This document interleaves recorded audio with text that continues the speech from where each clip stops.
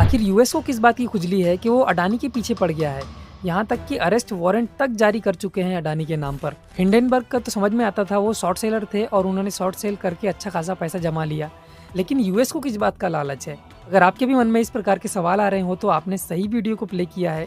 इस वीडियो में हम जानेंगे कि अडानी के ऊपर जो इतने एलिगेशंस लगाए हैं अमेरिका ने, वो आखिर क्यों लगाए हैं, और जानेंगे कि इस बात को समझना हमारे लिए क्यों ज़रूरी है कि अडानी के ऊपर जो एलिगेशंस लगे हैं, वो किस हद तक सही है और कहाँ तक गलत हो सकते हैं। तो अमेरिका ने इस बार आरोप लगाया है कि अडानी ने 1750 करोड़ रुपए की रिश्वत दी है इंडियन स्टेट्स को, ताकि वो अडानी ग्रीन एनर्जी कंपनी से ही अपनी बिजली खरीदे। और अमेरिका ने बकायदा बहुत सारे सबूत पेश किए हैं और उन्होंने क्लियरली नाम मेंशन किए हैं कि किस किस अधिकारी ने कितने पैसे लिए हैं और किस समय पर पैसे लिए हैं, यानी कि कितनी रिश्वत ली है और कहाँ से रिश्वत ली है। और बहुत सारे एक्ट्स के थ्रू इन्होंने केस फाइल किया है। लेकिन हमारे इंडिया में तो ये सब चलता ही रहता है और लगभग हर जगह यही चलता है।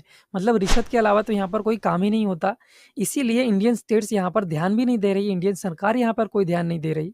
लेकिन अमेरिका ने यहाँ पर इसलिए आरोप लगाया है क्योंकि ये जो पैसा था रिश्वत का, ये अमेरिकन इन्वेस्टर्स के थ्रू लाया गया था।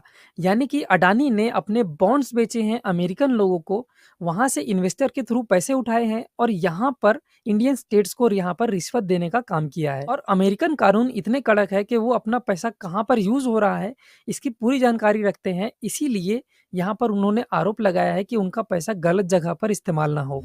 तो जैसा कि मैंने बताया कि इंडियन सरकार को फ़र्क ही नहीं पड़ता और यही बात हम लोग भी सोचते हैं कि चलो भाई रिश्वत दिया होगा तो कोई बात नहीं, हमें इससे क्या। लेकिन फ़र्क पड़ता है, क्योंकि अगर उन्होंने रिश्वत देकर अपनी बिजली खरीदने का कॉन्ट्रैक्ट साइन करवाया है, तो समझो कि वो अपना मनचाहा प्राइस रखेंगे उस बिजली को बेचने के लिए। और कंज्यूमर कौन है? हम लोग। तो हमें उनका मनचाहा प्राइस पे करना होगा। तो आखिर जेब से पैसा तो हमारा ही गया। लेकिन फिर भी इतने सारे एलिगेशंस, इतने सारे आरोप लगने के बाद भी अडानी के कोई भी शेयर उठाकर देख लो, आपको कोई भी यहाँ पर हलचल ज़्यादा दिखाई नहीं देगी। मतलब थोड़ा-सा गिरावट आई थी, लेकिन फिर से ये स्टेबल होने लग गए, जैसे कि इंडियन लोगों को कोई फ़र्क ही नहीं पड़ता। लेकिन इतने सारे आरोपों को देखकर तो यही लगता है कि गलती एक बार हो तो गलती है, लेकिन बार-बार हो तो उसे बेवकूफ़ी कहेंगे। और आपको क्या लगता है कि हिंडेनबर्ग जैसी इतनी बड़ी रिसर्च फर्म और खुद यूएसए, क्या ये लोग बेवकूफ होंगे जो इतने सारे एलिगेशंस लगा रहे हैं अडानी के ऊपर? और लिस्ट इतनी छोटी नहीं है, लिस्ट बहुत सारी है। हाल ही में प्रियंका गांधी ने अपनी पहली स्पीच दी है पार्लियामेंट के अंदर, तो अगर आप उनकी स्पीच को ध्यान से देखेंगे तो उन्होंने एक एक करके गिनाए हैं इतने सारे आरोप जो अडानी के ऊपर लगे हैं। जैसे कि किस तरह उन्हें एयरपोर्ट के लिए कौड़ियों के दाम पर जमीन मिल गई और सारे पोर्ट्स में लगभग अडानी का ही दबदबा है।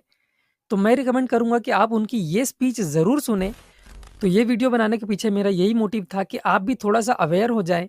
अगर आप इन्वेस्टर हैं तो थोड़ा सँभल कर रहें, क्योंकि इनके शेयर में कभी भी गिरावट आ सकती है और कितनी गिरावट आएगी इसका कोई अंदाज़ा नहीं लगा सकता, क्योंकि हिंडेनबर्ग के टाइम पर इनके स्टॉक्स लगभग 80% से भी ज़्यादा गिर गए थे।